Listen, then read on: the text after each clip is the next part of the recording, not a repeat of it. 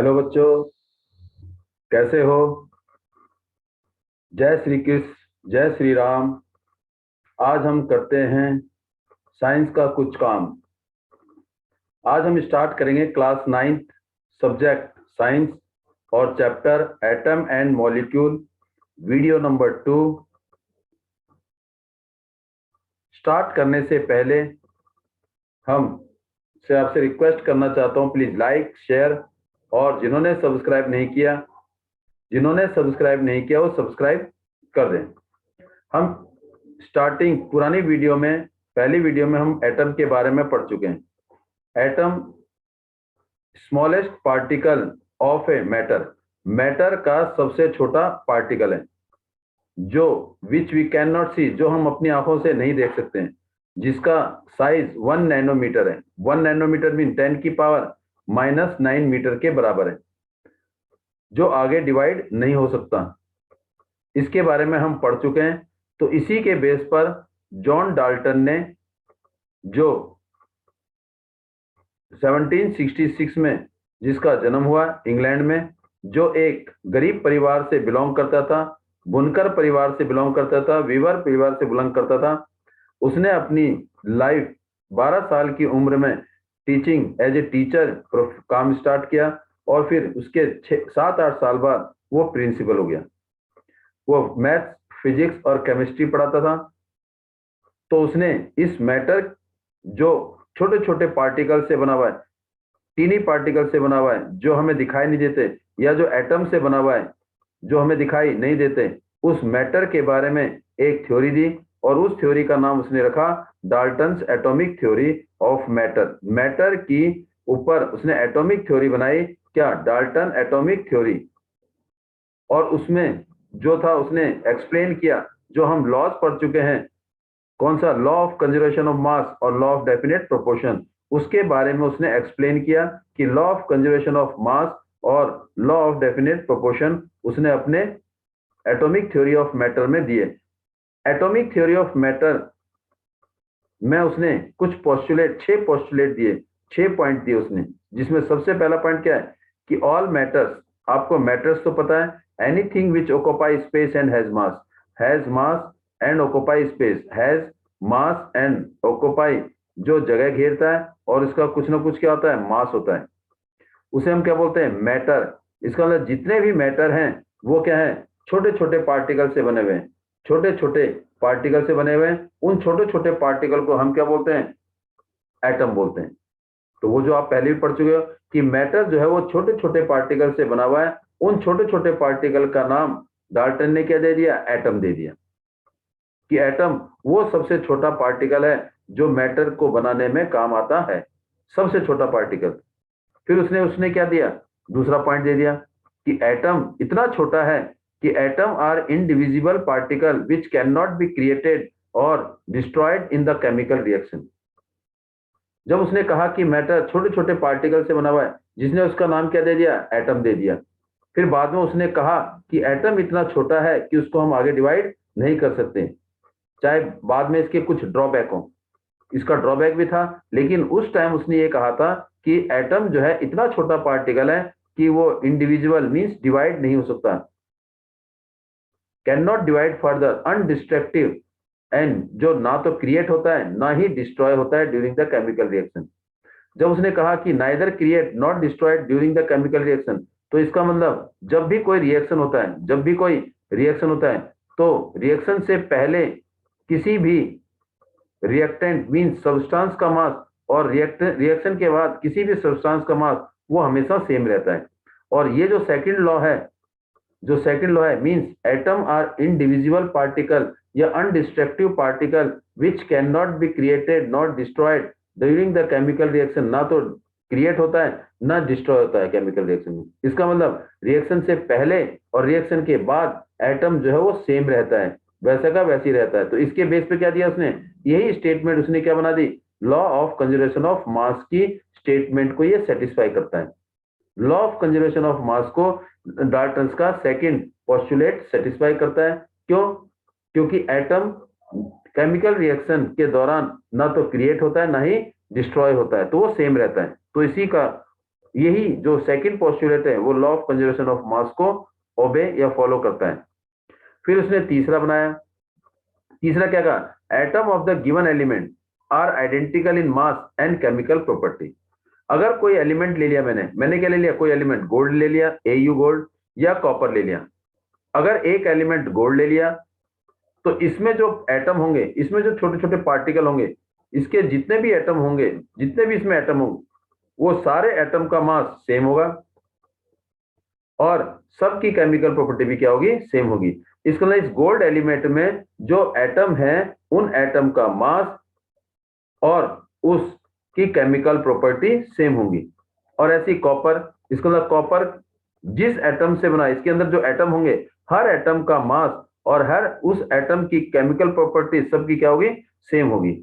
इसका like given element जो होगा आपको same element mean, given element mean like gold दिया होगा, कॉपर दिया होगा, कोई भी एक गिवन एलिमेंट होगा उसका मास, उसके अंदर जो एटम होंगे, atom of the given element, इस एलिमेंट के अंदर जो एटम होंगे उन एटम का मास सेम होगा और उनकी केमिकल प्रॉपर्टी भी सेम होगी। ये उसने दिया था तीसरा पोस्टुलेट। और ये कुछ ड्रॉबैक थे, ड्रॉबैक हम इसके बाद डिस्कस करेंगे। इसके बाद कह रहा है fourth postulate, atom of different element have different mass and different chemical property.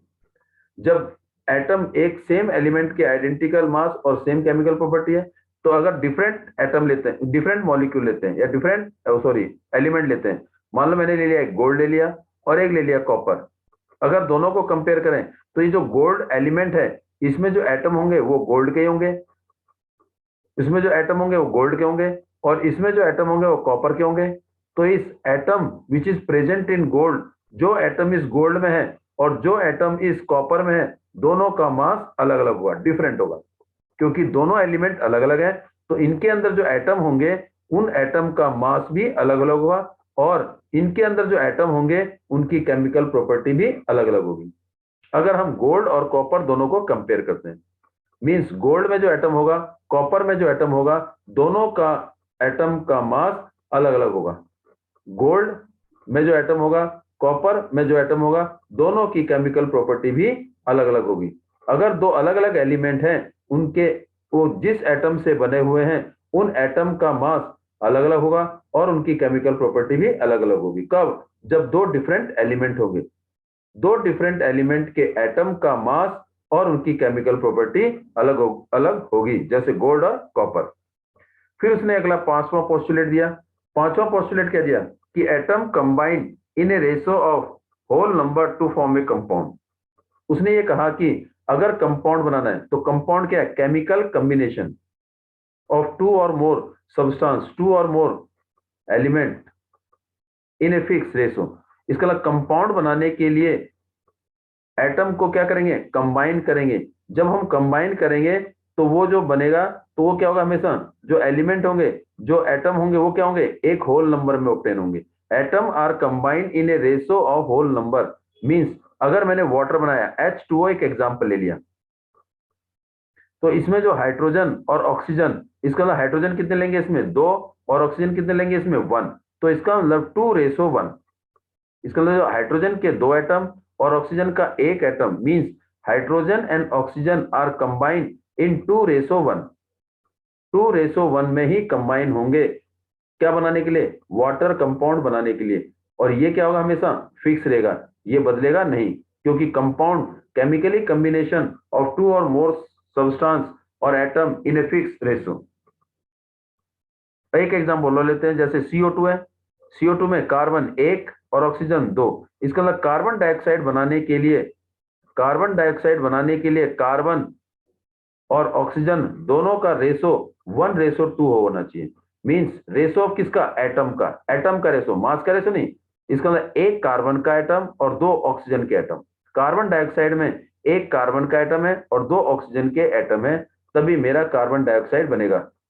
इसका मतलब कंपाउंड बनाने के लिए, कौन सा कंपाउंड, कार्बन डाइऑक्साइड बनाने के लिए मुझे कार्बन अगर मैं 1 लेता हूं तो ऑक्सीजन मुझे 2 लेने पड़ेंगे। इसका मतलब कार्बन डाइऑक्साइड बनाने के लिए कार्बन और ऑक्सीजन एटम हमें 1:2 में लेना पड़ेगा।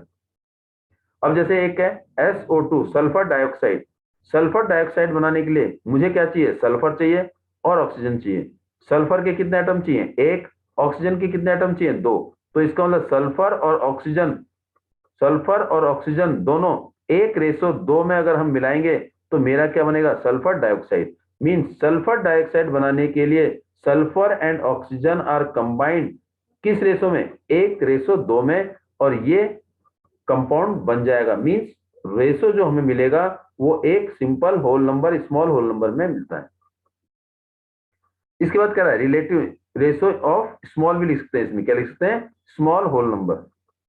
Relative number and kind of atom are constant. Relative number का मतलब है जो भी एटम है वो कितने प्रेजेंट हैं, और काइंड ऑफ एटम कौन सा एटम प्रेजेंट है, is are constant in a given compound.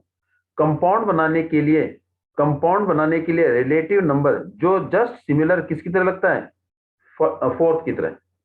बस इसमें क्या है? Small whole number. बस इसमें क्या है कि कार्बन डाइऑक्साइड बनाने के लिए या वाटर बनाने के लिए, या हमने क्या लिया, यानी कि CO2, और हमने H2O और सल्फर ट्राइऑक्साइड बनाने के लिए, ये क्या कह रहा है? Relative number and kind of atom. किसी भी कंपाउंड को, जैसे CO2 एक कंपाउंड है, या एक NH3 अमोनिया। चलो चारों एग्जांपल देखिए। अगर मुझे CO2 एक कंपाउंड बनाना है तो relative number and kind of atom, इसका मतलब कार्बन एक एटम और ऑक्सीजन दो एटम। इसका मतलब कार्बन का नंबर एक और ऑक्सीजन का नंबर एक। रिलेटिव नंबर किसका? कार्बन क्या है मेरे पास? Kind of atom means carbon का एक नंबर, ऑक्सीजन के दो नंबर। ये क्या होंगे? हमेशा फिक्स रहेंगे, चेंज नहीं होंगे। मीन कंपाउंड बनाने के लिए जो हमारा काइंड ऑफ एटम है और उनके जो संख्या है वो बराबर होगी। कार्बन डाइऑक्साइड बनाने के लिए मेरे पास कार्बन का एक एटम और ऑक्सीजन के दो एटम। ऐसा नहीं है कि कार्बन CO3 मैं इसे कार्बन डाइऑक्साइड कहूं, इट इज रॉन्ग, क्योंकि relative number is not constant. Carbon kind of atom carbon, oxygen kind of atom हो गए, कार्बन एक और ऑक्सीजन दो। अब मेरे पास क्या है? ये दूसरा लिया मैंने, H2O कंपाउंड बनाने के लिए मेरे पास relative number and kind of atom क्या है? हाइड्रोजन और ऑक्सीजन दूसरा काइंड ऑफ एटम है। अब रिलेटिव नंबर, हाइड्रोजन दो होने चाहिए और ऑक्सीजन एक होने चाहिए। मींस हाइड्रोजन के दो और ऑक्सीजन के एक, ये क्या बनाएगा? एक कंपाउंड बनाएगा, और ये हमेशा फिक्स रहेगा, it is fix. Sulphur trioxide बनाने के लिए नंबर एक, इसका नंबर तीन। मीन सल्फर का एक एटम, ऑक्सीजन का तीन एटम, जब कंबाइन करेंगे तो मेरा सल्फर ट्राइऑक्साइड बनेगा। और अगर NH3 है तो नाइट्रोजन का एक एटम और हाइड्रोजन के तीन एटम, नाइट्रोजन का एक और हाइड्रोजन का तीन, ये फिक्स है to form a compound ammonia बनाने के लिए, विच इज फिक्स है टू फॉर्म ए कंपाउंड। ये उसने 6 पोस्टुलेट दिए, और इस पोस्टुलेट में जो हमारा ये 6 वाला है, relative number and kind of atom are constant in a given compound, ये क्या है? लॉ ऑफ कांस्टेंट प्रोपोर्शन को सेटिस्फाई करता है। लॉ ऑफ कांस्टेंट प्रोपोर्शन, इसका मतलब 6 जो हमारा पोस्टुलेट है किसका? डाल्टन का, ये क्या बताता है? Law of constant proportion. Law of constant proportion को डिफाइन करता है कि किसी भी कंपाउंड को बनाने के लिए हमें किसी एटम जो है या वो काइंड ऑफ एटम जो है वो सेम होना चाहिए, कांस्टेंट होना चाहिए, और उनकी संख्या भी बराबर सेम होनी चाहिए, बदलनी नहीं चाहिए। अगर मैंने अमोनिया NH3 बोला है और मैं कह दूं अमोनिया मेरा PH3 है, तो ये गलत है, क्योंकि अमोनिया बनाने के लिए मुझे नाइट्रोजन और हाइड्रोजन चाहिए। नाइट्रोजन और हाइड्रोजन 1:3 में चाहिए, एक नाइट्रोजन का एटम और 3 हाइड्रोजन का एटम। अब आगे मूव करते हैं। अब ये डाल्टन तो उसने दे दिए, और उसके ऊपर क्या हो गया? उसके मतलब ऑटोमेटिकली ड्रॉबैक हो गए। क्या बन गए? उसमें कुछ लिमिटेशन आ गई, उसमें कुछ ड्रॉबैक आ गया। उसने सबसे पहले क्या था कि atom are individual particle, individual undestructive, जो आगे टूटता नहीं है। लेकिन बाद में ये प्रॉब्लम आ गई कि ये पता लगा कि जो एटम है वो किससे बना है, उसमें जो पार्टिकल है, उसमें जो सब एटॉमिक पार्टिकल है, उसे क्या बोलते? वो कौन कौन से हैं? प्रोटॉन्स हैं, और क्या है? न्यूट्रॉन है, और क्या है? इलेक्ट्रॉन्स हैं। इसका मतलब उस एटम जो जिसे डाल्टन ने क्या किया था, कहा था अनडिविजिबल पार्टिकल, अनडिस्ट्रक्टिव पार्टिकल, तो बाद में पाया गया कि उस एटम के अंदर 3 सब एटॉमिक पार्टिकल हैं, और वो 3 सब एटॉमिक पार्टिकल, एक प्रोटॉन, एक न्यूट्रॉन और एक इलेक्ट्रॉन, 3 सब एटॉमिक पार्टिकल पाए गए थे। तो इसका मतलब एटम से भी छोटे छोटे और पार्टिकल हैं, जो एटम में प्रेजेंट होते हैं। बस फर्क क्या है, ये जो प्रोटॉन, न्यूट्रॉन और इलेक्ट्रॉन, ये क्या है, चार्ज पार्टिकल। प्रोटॉन कौन सा चार्ज, पॉजिटिव। इलेक्ट्रॉन कौन सा charge, negative charge. Neutron no charge, neutron का कोई चार्ज नहीं होता। तो इसका मतलब एटम का जो स्ट्रक्चर होता है वो किसकी तरह है, similar to the solar system. जैसे सोलर सेंटर पे रहता है, वैसे एटम का जो सेंट्रल पार्ट है उसमें प्रोटॉन और न्यूट्रॉन होते हैं, जिसे हम क्या बोलते हैं, न्यूक्लियस बोलते हैं। क्या बोलते हैं, न्यूक्लियस। प्रोटॉन और न्यूट्रॉन एटम के न्यूक्लियस में प्रेजेंट होते हैं। तो इलेक्ट्रॉन कहां प्रेजेंट होते हैं, इलेक्ट्रॉन ये इसके चारों तरफ, जैसे प्लेनेट सन के चारों तरफ ऑर्बिट, अपने ऑर्बिट में रिवॉल्व करते हैं, घूमते हैं। और प्रोटॉन, न्यूट्रॉन, इलेक्ट्रॉन में इलेक्ट्रॉन चक्कर लगाते रहते हैं, किसके, न्यूक्लियस के चारों तरफ। तो मैं ये कहूं कि जो न्यूक्लियस है जिसमें प्रोटॉन और न्यूट्रॉन है, प्रोटॉन और न्यूट्रॉन है, तो न्यूक्लियस का जो चार्ज है वो क्या होगा, पॉजिटिव होगा। और जो बाहर जो ऑर्बिट में जो इलेक्ट्रॉन घूम रहे हैं उनका चार्ज नेगेटिव। जैसे ये ऑर्बिट में ये इलेक्ट्रॉन घूम रहे हैं, इनका चार्ज नेगेटिव। जितने प्रोटॉन की संख्या होती है उतने ही इलेक्ट्रॉन की संख्या होती है। जितने प्रोटॉन है, अगर किसी एटम के अंदर 5 प्रोटॉन है तो 5 ही इलेक्ट्रॉन होंगे, मींस 5 पॉजिटिव चार्ज और 5 नेगेटिव चार्ज। दोनों को सॉल्व करेंगे तो zero, zero means no charge. इसका मतलब एक जो एटम है वो कौन सा चार्ज होता है, जीरो, नो चार्ज, न्यूट्रल होता है।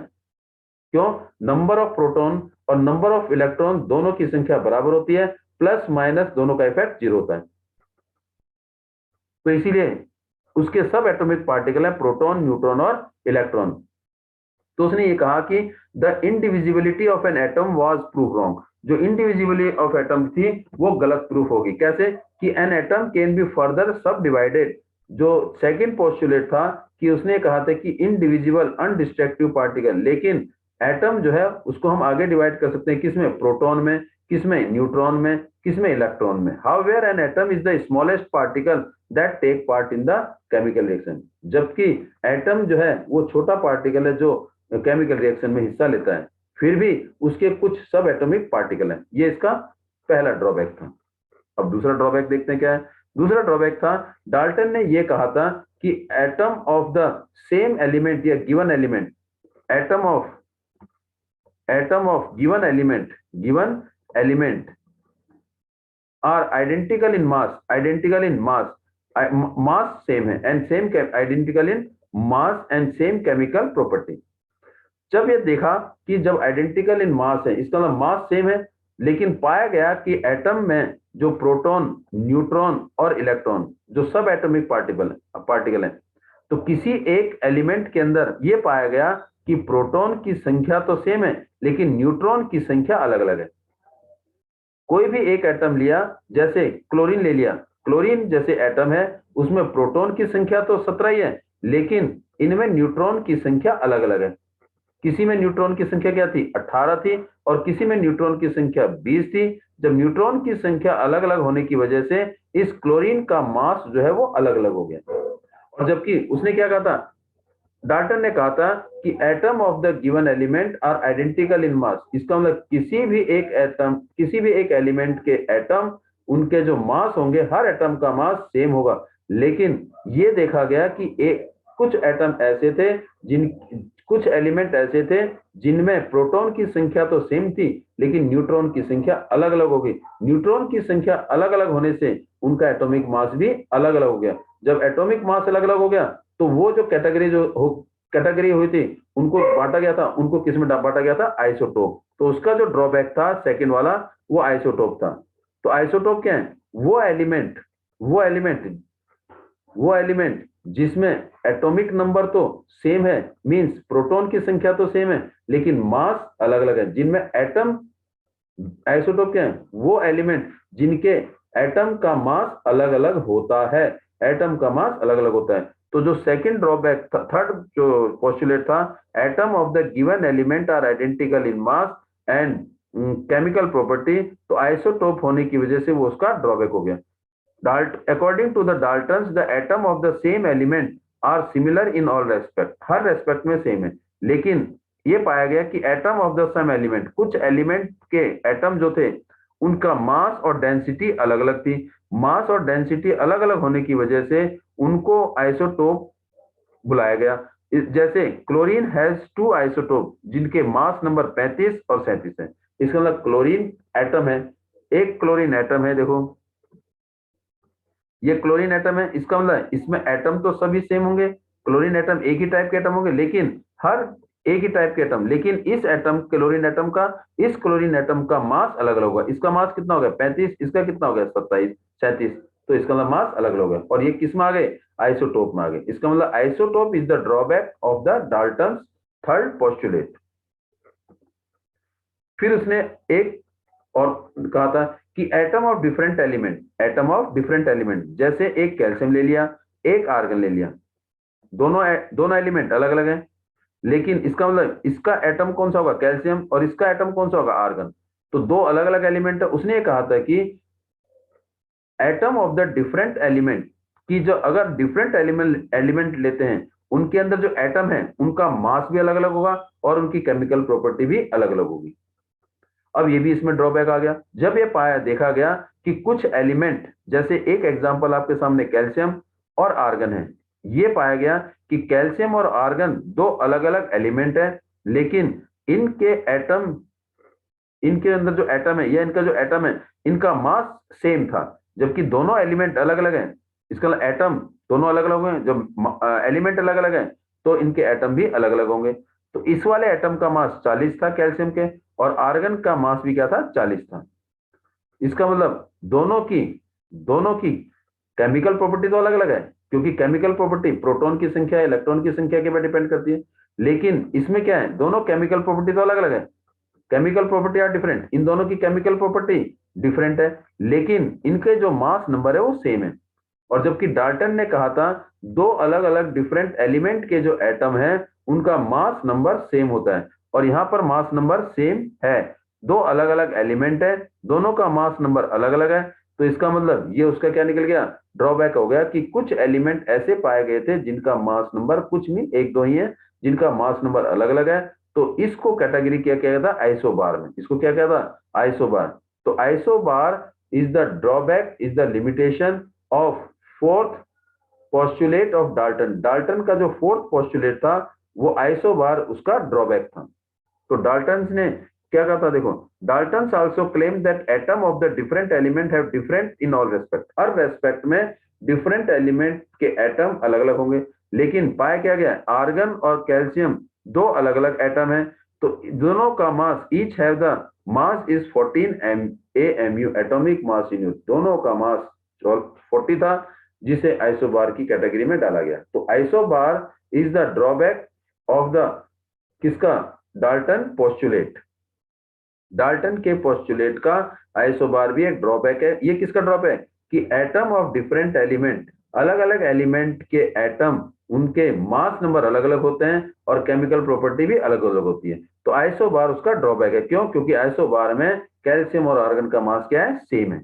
अब इसके बाद आपका एक ड्रॉबैक और है, according to the Dalton some atom of the different element combine in a simple whole number ratio to form a compound. Simple whole number means उसने ये बताया था कि जो कार्बन डाइऑक्साइड कोई कंपाउंड बनाने के लिए कार्बन और ऑक्सीजन दोनों या कोई भी एटम अगर हम कंबाइन करते हैं कंपाउंड बनाने के लिए वो सिंपल होल नंबर में आएंगे, लेकिन जैसे जैसे कंपाउंड बनते गए तो वो क्या होंगे large number of element, large number of atom use होने लगे। जैसे C12H22O11, इसमें कार्बन 12, कार्बन हाइड्रोजन 22, ऑक्सीजन 11।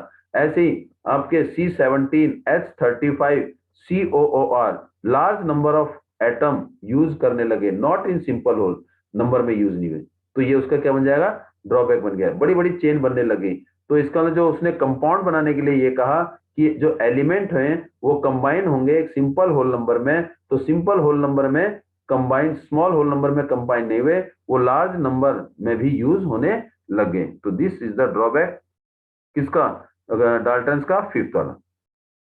चलिए ये दो क्वेश्चन है, जरा दो क्वेश्चन का जवाब दीजिए। पहला क्या करा है विच पोस्टुलेट, अब अपने आप बता दोगे, देखिए which postulate of the Dalton atomic theory is the result of the law of conservation of mass, इसका जवाब दीजिए। और which postulate of the Dalton atomic theory can explain the law of definite proportion, दोनों का answer दीजिए and I am giving you 1 minute for this. चलिए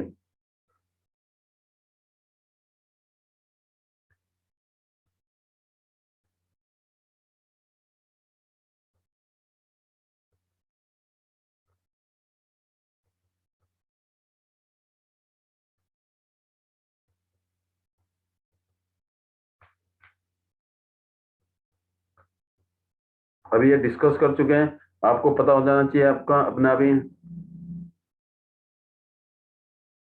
चलिए, आपने देख लिया होगा आंसर, पता लग गया होगा कौन सा है, अभी आपने देखा है। देखिए, which postulate of Dalton atomic theory is the result of law of conservation of mass. कौन सा पोस्टुलेट, वो पोस्टुलेट कौन सा कि एटम्स क्या है, आर इंडिविजिबल पार्टिकल, इंडिविजिबल है, एटम्स आर इंडिविजिबल, इंडिविजुअल या अनडिस्ट्रक्टिव, एटम्स आर इंडिविजिबल और undestructive, which can not be created, neither be created nor be destroyed, which cannot be created या neither be created, cannot be created nor destroyed, ना तो वो create होते हैं ना वो डिस्ट्रॉय होते हैं ड्यूरिंग द केमिकल रिएक्शन। चलिए, ये वाला आंसर बताइए आप। Which postulate of the Dalton atomic theory explain the law of constant proportion. कौन सा कि relative number and kind of atom relative number and kind of atom is constant to form a compound। Compound बनाने के लिए relative number और kind of atom क्या होते हैं, सेम होते हैं। तो ये पोस्टुलेट आपको पहले, ये कौन सा है, सेकंड, कि atom are indivisible particle which can not be created nor destroyed during the chemical reaction. और पोस्टुलेट कौन सा दिया डेफिनेट का कि relative number and kind of atom is constant to form a compound. ये हमारी डाल्टन एटॉमिक थ्योरी थी। And now thanks for watching video, please like share, और जिन्होंने सब्सक्राइब नहीं किया please subscribe the channel. And now thanks for today to join us.